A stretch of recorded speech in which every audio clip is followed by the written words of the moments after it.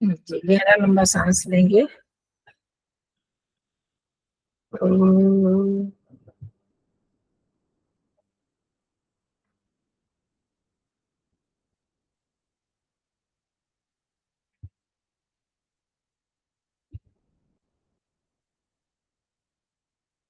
आप सभी को सादर व सप्रेम नमस्ते जी।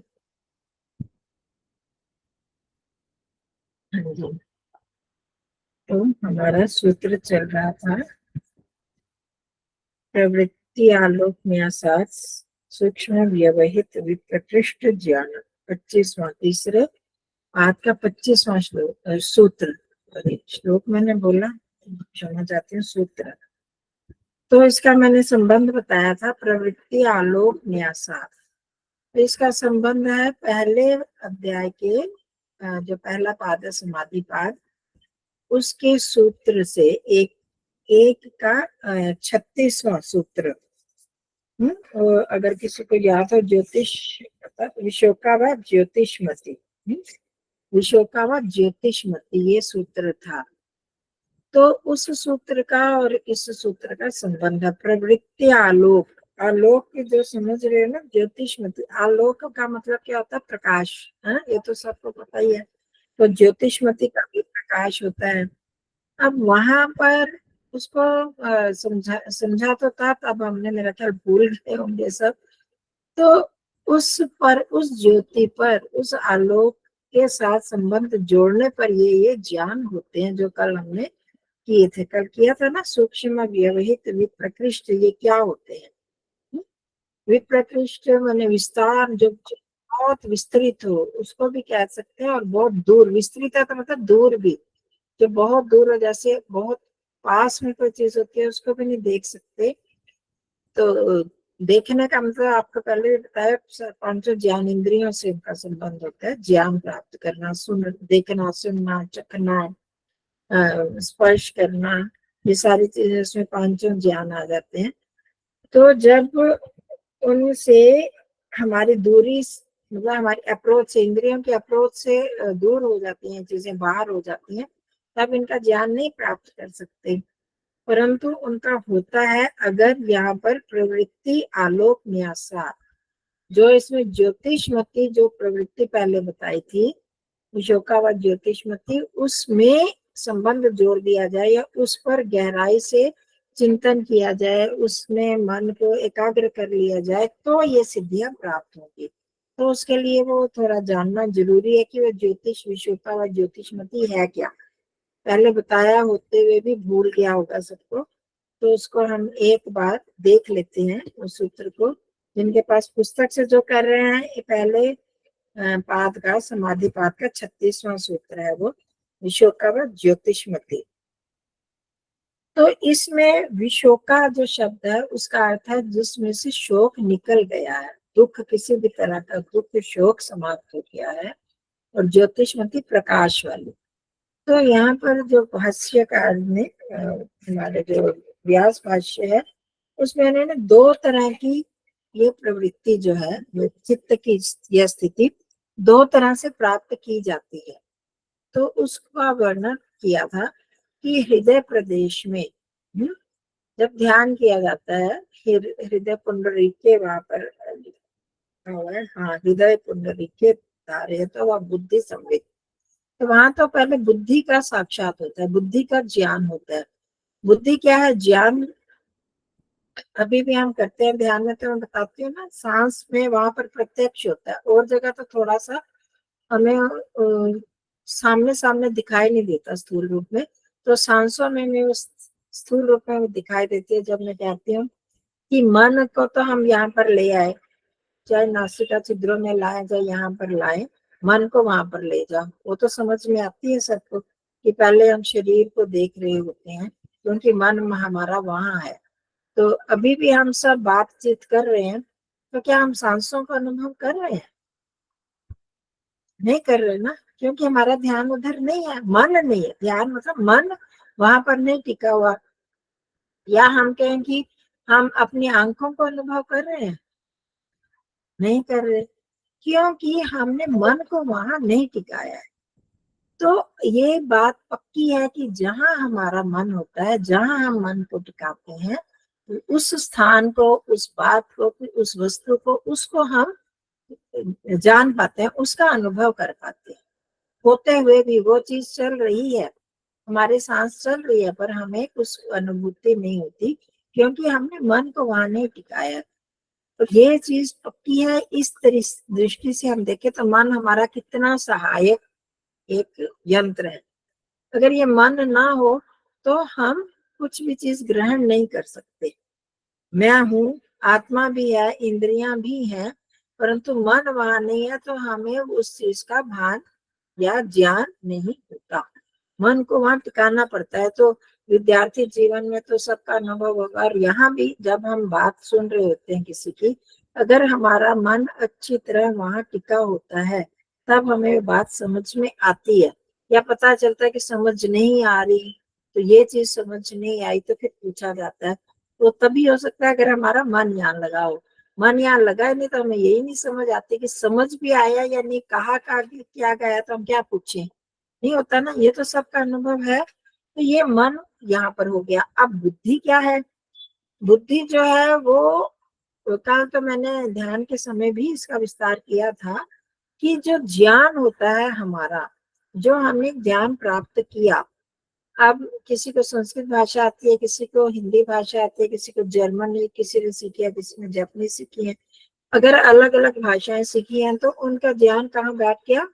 जो ज्ञान प्राप्त हुआ वो बुद्धि में आ गया। अब वहां मन को हम टिकाते हैं तो हम उसको ग्रहण कर पाते हैं, मन का वो काम हो गया। और बुद्धि में वो जो ध्यान है वो इकट्ठा हो जाता है, वो वहां पर बैठ जाता है। तो अब जैसे मैंने सांसों के माध्यम से बताया था, उसी से हम फिर समझते हैं कि अब जब हम सांसों को देखते हैं, अब हम हाथ तो नहीं लगाते, हम और तो नहीं करते कि सांस अंदर जा रही है या बाहर आ रही है, हमें कैसे पता चलता है? वो हमारा अनुभव में पहले इकट्ठा हुआ है बुद्धि में, कि जब ऐसे अंदर की तरफ जाता है, कैसे अंदर की तरफ जाता है, वो वायु के स्पर्श से ही पता चलता है ना। वायु जो ऐसे अंदर जा रही है, ऐसे बाहर आ रही है, वो ज्ञान कहाँ पर इकट्ठा? बुद्धि में। तो बुद्धि हमको बताती है। जिस छोटे बच्चे को ये नहीं पता होगा तो वो नहीं अभी कर पाएगा, वो नहीं समझ पाएगा इसको, क्योंकि या तो उसको पहले समझाया जाएगा तब वो समझेगा। तो हम बड़े हैं, हमें पता है इस चीज का कि सांस अंदर जाता है तब भी हमको पता चलता है, बाहर आता है तब भी पता चलता है। तो ये जो ज्ञान है ये किस में है? बुद्धि में है। ठीक है भाई, मोटी मोटी चीज हम समझ रहे हैं। तो एक मन होता है, बुद्धि होती है, और इनसे भी परे आत्मा है जो इसको जान रही होती है। हम जान रहे होते हैं ना ध्यान के समय, जब मैं कहती हूँ, अब मेरे को नहीं पता कि कौन कौन लोग समझ पाते हैं, कौन कौन जान पाते हैं कि ये मन है, ये बुद्धि है। समझ किस किस को समझ में आता है? कुछ पूरी तरह तो नहीं समझ, थोड़ा थोड़ा भी आता हो। किस किस को आ जाता है ये मन है, ये बुद्धि का काम है, ये सांस है, ये मैं हूँ जो इसको अनुभव कर रहा हूँ। तो ये सारे हमने जब वहां पर पढ़ा था, दृष्टि दृश्य संयोगो हेय हेतु में, तो वहां दृष्टा और दृश्य अलग अलग होते हैं। और जो अस्मिता में भी पढ़ा था कि जो अस्मिता है वो मैं जो पन्ना है वो इन सब से, बुद्धि से, मन से, इन सब से अलग ही है मैं आत्मा। परंतु हम इन सब को वही समझ लेते हैं कि मैं ही ये, है ना। अगर हम इनको अलग नहीं देखते, शुरू शुरू में भी हम जब कहते थे ध्यान में, तो कौन जान रहा है, कौन अनुभव कर रहा है, तो मन और उसमें हो जाता था मिश्रण। मन को तो पता चल रहा है, पर जब हमने मन को भी अलग किया तो थोड़ा समझ में आया कि मैं जो जानने वाला हूँ मन से अलग हूँ, मन मेरे से अलग है। अब उसके बाद हम बुद्धि को थोड़ा जान रहे तो उसमें भी पता चलता है कि बुद्धि में जो ज्ञान इकट्ठा है, और उस ज्ञान को जानने वाला जो है वो बुद्धि अपने आप नहीं जान रही, वो जो जानने वाला है वो आत्मा है। तो कहने का मतलब ये सारी चीजें, मन, बुद्धि, ये आत्मा, ये अलग अलग चीजें हैं। ये हमने वहां तक पहुंचना है। अस्मिता, अस्मितानुगत समाधि, या अस्मिता का जो चीज है कि मैं हूँ, ये मैं हूँ, आत्मा को जानना। आत्म साक्षात्कार में हमें ये नहीं होगा कि उसका पूरा स्वरूप पता चलेगा, ये होगा, इतना होगा कि हम शरीर इत्यादि से अलग हो गए और मैं में स्थित हो जाते हैं। जब हम कहते हैं कि मैं में स्थित हो जाओ, अब शरीर को छोड़ दो और जो मैं हूं उसको जानने का हम प्रयास करें। हमें बाहर का कहीं भी कोई ध्यान ना रहे, हम ध्यान वहां ना करें कि ये मैं हूं। जिसको पता चल रहा है कि ये शरीर है, जिसको पता चल रहा है ये सांसें चल रही हैं, वो मैं हूं, बस इतना पता होना, वो उसको कहते हैं अस्मिता मात्र का ज्ञान। तो ये दो चीजें होंगी, बुद्धि और अस्मिता, मतलब मैं, अहम, आत्मा का ज्ञान होना। तो यहाँ जो ये एक तरह का प्रकाश है। ज्योतिषमती क्या हो गया, मैंने पहले बताया कि प्रकाश। तो ये जो प्रकाश हमको प्राप्त होता है, ये ध्यान के माध्यम से ही होता है। मोटा मोटा तो हम जान लेते हैं, अब जब वो उसमें और गहराई में जाते जाएंगे, अभी भी हम जैसे मोटा मोटा जान रहे हैं, ये बुद्धि है, ये मन है, अभी ये भी हमारा उथला उथला है।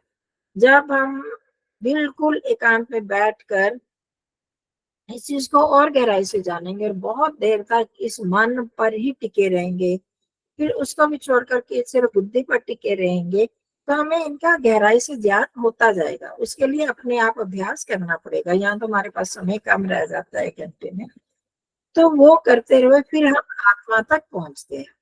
ठीक है।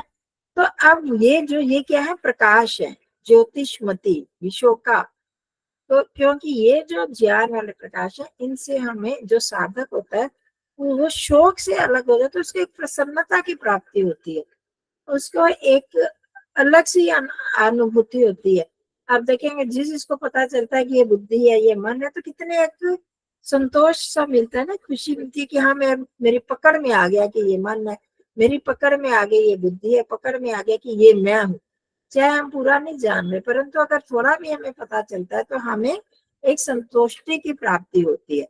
तो वो चीज बता रहे हैं कि बुद्धि संविद, ये जो विशोका व ज्योतिषमती, ये जो सूत्र है उसमें यही बताया कि दो चीजें होती हैं। वो ज्योतिषमती कैसे कि एक, जब हृदय कमल में, हृदय पर में जो गड्ढा है वहां पर ध्यान किया जाता है, तो बुद्धि का पहले ज्ञान होता है। जो बुद्धि का वो ज्ञान एक प्रकाश के रूप में होता है।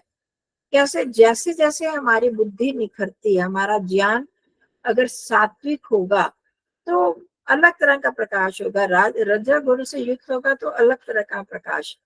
आप लोगों को पता है, जो जो ध्यान करते हैं, कई लोग कहते हैं हमें कभी काला काला सा प्रकाश दिखता है, कभी धुंधला प्रकाश दिखता है, कभी तेज तीव्र प्रकाश सफेद दिखता है, कभी पीला दिखता है, कभी नीला दिखता है। ये दिखते होंगे कभी कभी किसी किसी को, ये प्रभाएं अगर हम बड़े ध्यान से देखते हैं, यहाँ करें या यहाँ करें, तो हमें कुछ ना कुछ, कई बार एकदम सूर्य की चमक एकदम कौंध जाती है, कभी चंद्रमा जैसे, कभी तारे दिखते हैं ऐसे। और ज्यो ज्यो हम गहराई में जाएंगे तो ये जो चीजें दिखाई देती हैं, तो उससे बुद्धि के स्तर का पता चलता है। बुद्धि संविद, बुद्धि का ज्ञान होता है। यहाँ पर लिखा उन्होंने वेद भाष्य में कि सूर्य इंदु ग्रह मणि प्रभा रूपाकारेण विकल्पते। क्या पता, सूर्य, इंदु मतलब चंद्रमा, मणिया है, मणिया जो होती हैं, ये हीरे जवाहरात वगैरह, उनकी जो चमक होती है, तो इनकी प्रभा के रूप में प्रकाशित होते हैं। तो उस समय कैसे लगता है, वो उस समय बहुत एक शांति सी मिलती है। जब भी इस प्रकार का प्रकाश दिखाई देता है, जिनको दिखाई देता होगा तो उनको बहुत अच्छा लगता है, मतलब बहुत अजीब सी अनुभूति होती है कि ये हमें दिखाई दिया। तो ये प्रकाश कैसा है, वो ईश्वर का प्रकाश नहीं होता, ये पक्की बात है। बहुत से लोग समझने लगते हैं कि मुझे ईश्वर के दर्शन हो गए, ये नहीं। वो हमारे बुद्धि के स्तर का पता लगता है कि राजसिक, सात्विक, तामसिक किस तरह का प्रकाश है। नीला प्रकाश कहते हैं सबसे अच्छा होता है, हल्का नीला, तो वो सात्विकता का प्रतीक होता है। कोई इस तरह का कहते हैं, तो अलग अलग तरह के ये प्रकाश दिखते हैं। तो एक तो ये हो गया ज्योतिषमती, विशोक का, जो शोक से रहित, और दूसरा उसमें अस्मिता मात्र। जब उससे भी आगे साधक बढ़ जाता है कि बुद्धि को भी हटा दिया और ये मैं हूं, आज आप करना और उसमें कोशिश करना कि शरीर को भी छोड़ दिया, सांसों को भी छोड़ दिया, बुद्धि मन को भी देखो, उसको भी हटा हटा कर अब ना हमें ज्ञान करना, ये मैं हूं जिसको ये ज्ञान हुआ, उस मैं में हम टिक जाएं। उसमें ये नहीं कि कुछ दिखाई देगा, क्योंकि उसका रूप रंग तो कुछ है ही नहीं, ना हमें उसका आकार दिखाई देगा कितना है, बस इतना पता लगेगा कि ये मैं हूँ, जिसको पता चलता है मैं हूँ भी नहीं आता, सिर्फ हूँ कि हूँ। मुझे चेतना, मैं बीच में बोलती हूँ ना, सिर्फ चेतना ही है, आत्मा और कुछ नहीं, सिर्फ चेतना ही है भाई, जिसको सब अनुभव करते हैं हम। इसीलिए ये प्रक्रिया करते हैं कि शरीर का अनुभव हुआ, सांसों का अनुभव हुआ, तो आत्मा के जो गुण है, ज्ञान, प्रयत्न, इच्छा, सब होते हुए भी सबसे बड़ा जो गुण है वो ज्ञान ही होता है, अनुभूति। ज्ञान होना, उसके साथ फिर ये चीजें जुड़ जाती हैं। ज्ञान होता है कि मेरे को दर्द हो रहा है तो मैं ये करूँ, पैर हिला लूं, टांगे हिला लूं, ये फिर इच्छा होती है ना, फिर हम प्रयत्न करते हैं। पर उससे पहले, सबसे पहले ज्ञान होने पर इच्छा होती है, प्रयत्न। गर्मी लगी, धूप में तड़प रहे हैं, चलो चलो एसी में बैठे हैं, अंदर छाया में जाएं, तो पहले अनुभूति होती है ना। सबसे बड़ी चीज हमारी जितनी भी चीजें हैं, मैंने आपको पहले भी शायद बताया था, 9वां समोल्लास में जो 24 शक्तियां बताई हैं आत्मा की, तो उनमें भी ऋषि दयानंद जी ने मुख्य रूप से ज्ञान को ही बताया है। ज्ञान का इसमें ही दर्शन, स्पर्शन, भाषण, भीषण, ये जितनी भी चीजें होती हैं, इच्छा वगैरह, और ज्ञान के आधार पर होती है। तो मुख्य रूप से जो हमारा गुण है, मेरा जो गुण है आत्मा का, मुख्य गुण ज्ञान ही है, चेतना ही है, इसलिए इसको चेतन तत्व कहते हैं आत्मा को। तो जब उसका भान होने लगता है, तो उसमें उसको क्या लगता है, अस्मितायाम समापन्नम चित्तम। जब चित्त अस्मिता में चला जाता है, आत्मा में, तो कैसे लगता है, जैसे निस्तरंग महोदधि कल्पम, जैसे बड़ा समुद्र, जिसने देखा समुद्र, प्राय सबने देखा होगा, बड़ा समुद्र में जिसमें कोई तरंग नहीं है, इतना बड़ा समुद्र जिसका कहीं भी कोई अंत दिखाई नहीं दे रहा, शांत है, अनंत है, ये वो उस समय वो अनुभूति होती है। हमें कुछ और अनुभूति नहीं करने की, कुछ और हमें दिखाई देगा, कोई प्रकाश की बिंदु दिखाई देगा, कुछ देगा, हम बस उसमें ही, उसी अस्मिता में ही, उस ज्ञान में ही ऐसे डूब जाएंगे कि ऐसे लगेगा जैसे शांत है, कोई भी विचार, कोई तरंग नहीं उठ रही। वैसी स्थिति हमारी बननी चाहिए। वो जो स्थिति होती है उसको कहते हैं ज्योतिषमती। ठीक है, ये दोनों जो स्थितियां हो गई, बुद्धि का ज्ञान होना और आत्मा का, इस समय जो ये प्रकाश इत्यादि दिखाई देते हैं, और आत्मा में जो एकदम शांति की, एकदम शांत स्थिति की अनुभूति होती है, जैसे अनंत जैसे है। आत्मा अनंत तो नहीं है, आत्मा अनुरूप है, ये हम सब जानते हैं, परंतु उस समय जो आत्मा की स्थिति ऐसे दिखाई देती है, सब जगह एकदम शांति छाई हुई है, एक ज्ञान की प्रतीति, इसको बोलते हैं ज्योतिषमती। और जो प्रवृत्ति आलोक, जो हमारा आज का सूत्र है, प्रवृत्ति आलोक न्यासार, वहां पर प्रवृत्ति, प्रवृत्ति का आलोक क्या है, प्रवृत्ति मतलब वृत्ति का आलोक, मन की जो ये ज्योतिषमती वृत्ति है, बुद्धि को देखने वाली और आत्मा को देखने वाली। ये बात समझ में आ गई सबके? अर्थात मन जो है वो बुद्धि और आत्मा दोनों को देखता है, मन के माध्यम से आत्मा मन में जी। ही आती है ना ये स्थिति, जी आत्मा के सहयोग से मन ही देख पाता। अभी भी आप देखो, जो भी संप्रज्ञात समाधि में चारों जो है, वितर्क, विचार, अस्मिता, आनंद, अस्मिता, अनुगत, ये चारों में, इनमें मन का सहयोग रहता है। मन ही, मन की सहायता से आत्मा देखता है। मन में ये चित्त की वृत्ति में ये चीजें आती हैं। जब ये कुछ भी दिखाई देता है कि वृत्ति बन जाती है ना, ये प्रकाश की वृत्ति है, ये उस अनंत वृत्ति है जो अस्मिता की, आत्मा की, मुझे, मैं आत्मा ऐसा ऐसा हूं, ये जो वृत्ति है, इसमें मन को टिकाना। इसके साथ जब हम मन को, यहाँ का मन के ज्योतिषमती प्रवृत्ति के प्रकाश के संबंध से जब उसमें साधक गहराई करता है, ये मैं आत्मा, आत्मा की गहराई में चलता जाता है, चलता जाता है, बुद्धि की गहराई में जाता है, तो ज्ञान, ज्ञान से संबंधित है ना ये चीजें, है ना। ये बुद्धि का संबंध किससे है, ज्ञान से। जितना भी हमारा ज्ञान है बुद्धि में ही है। तो जब हम उस बुद्धि में डूबते जाएंगे उसके ज्ञान के, तो उससे हमें सूक्ष्म व्यवहित विप्रकृष्ट ज्ञान की प्राप्ति होगी। क्योंकि जैसे हमने कल करा था, मैत्री आदि शु बलानी, मैत्री आदि में करने में मैत्री आदि का बल मिलता है, बलेशु हस्ती बलानी, बलों में जब हम करते हैं तो हस्ती, हाथी का बल, गरुड़ का बल, वायु का बल, मतलब बलों में हम ध्यान करते हैं, उस पर अपने मन को एकाग्र करते हैं। तो इसी तरह जब ज्ञान में मन को एकाग्र करेंगे तो ज्ञान की प्राप्ति, उसी की विशालता मिलती जाएगी ना। तो हम जिस जिस ज्ञान को प्राप्त नहीं कर सकते, सामान्यतः जिस ज्ञान को प्राप्त नहीं कर सकते, 3 प्रकार के कह रहे हमने, सूक्ष्म, व्यवहित, विप्रकृष्ट, है ना, ये कल बात की थी ना। इसी सूत्र में आता है न्यासात सूक्ष्म व्यवहित विप्रकृष्ट ज्ञानम।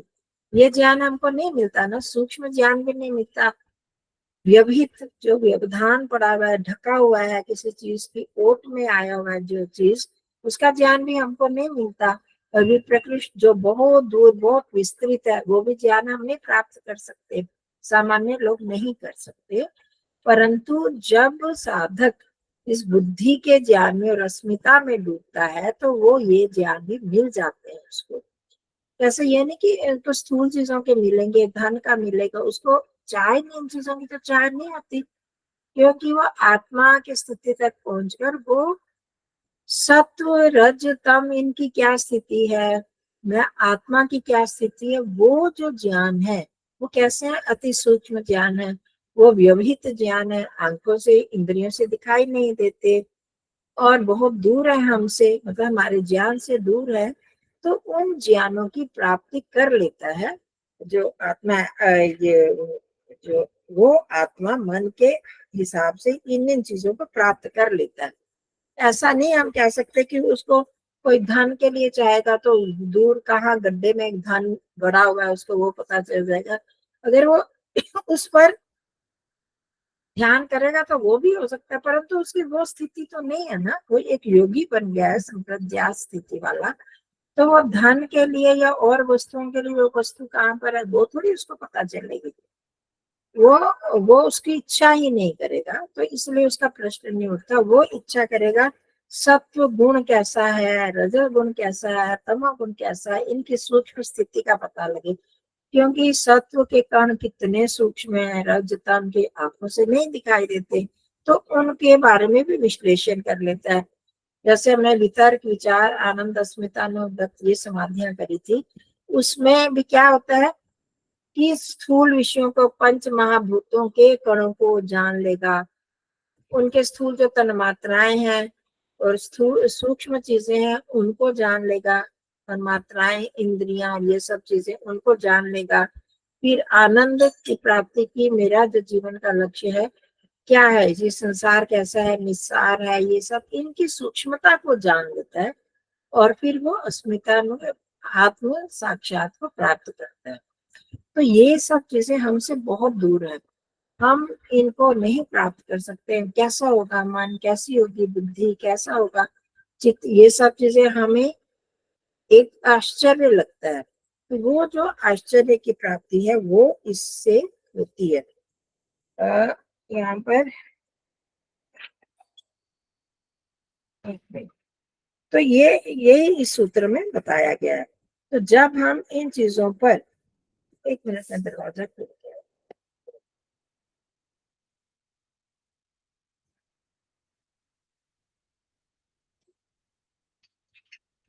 खोल रही हूँ, ठीक है?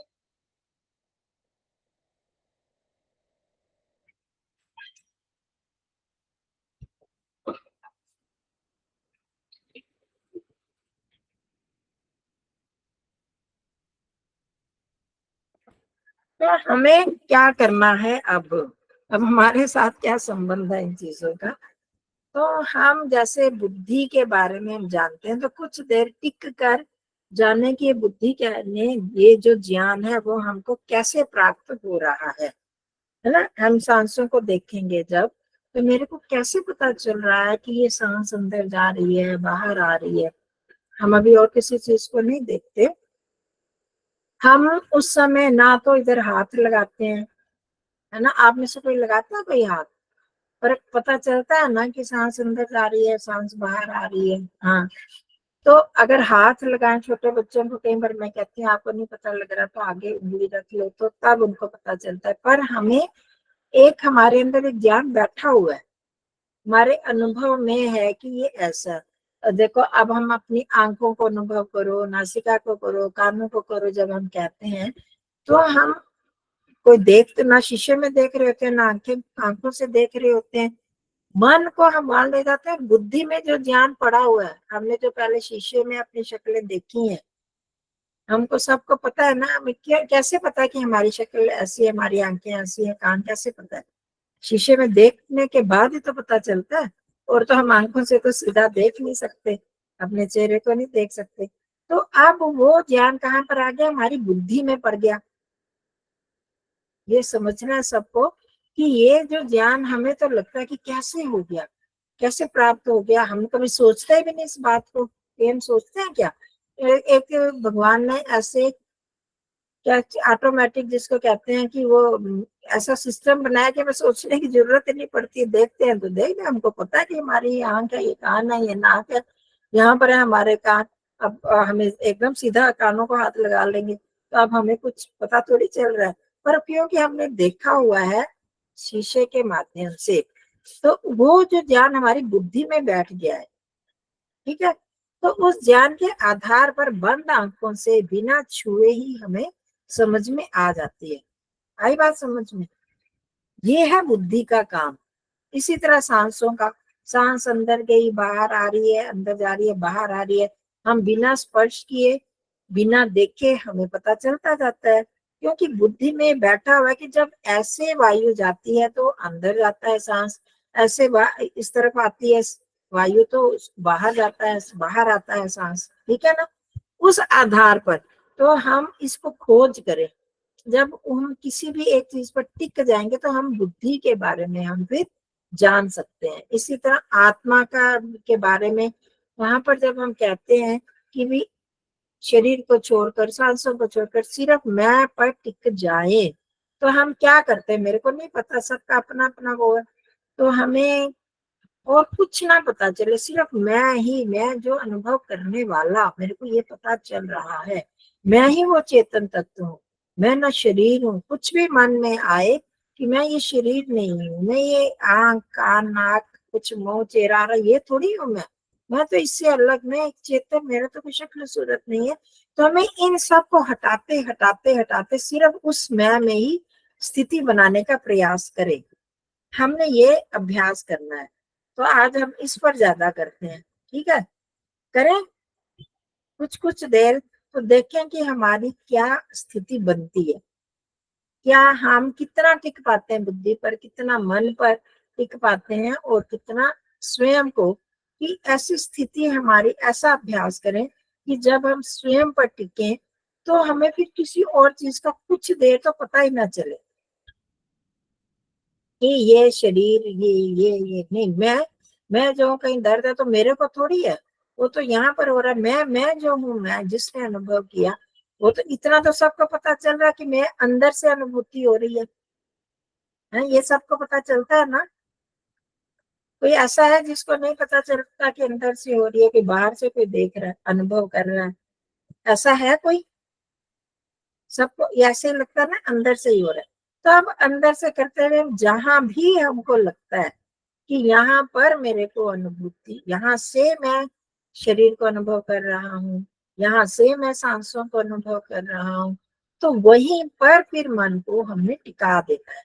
जैसे मन को हम नासिका पर टिकाते हैं, आंखों पर टिकाते हैं, तो वहां सबसे हटाकर सिर्फ उस जगह पर मन को टिका लें। और ये मैं हूँ, कुछ और विचार आने लगे, नहीं ये मैं नहीं, मैं तो मैं ही हूँ, जो सिर्फ अनुभव करने वाला तत्व हूँ मैं, और कुछ है ही नहीं। मेरा कोई और स्वरूप तो है ही नहीं ना, कि जिसको हम आंखों के सामने या मन के सामने ला सकें। मैं वो ही हूँ जो अनुभव करने वाला हूँ। तो देखते हैं इसमें क्या अनुभूति होती है सबकी, ठीक है। तो ईश्वर वाला पक्ष बिल्कुल थोड़ा सा ले लेंगे बस एक को करने के लिए।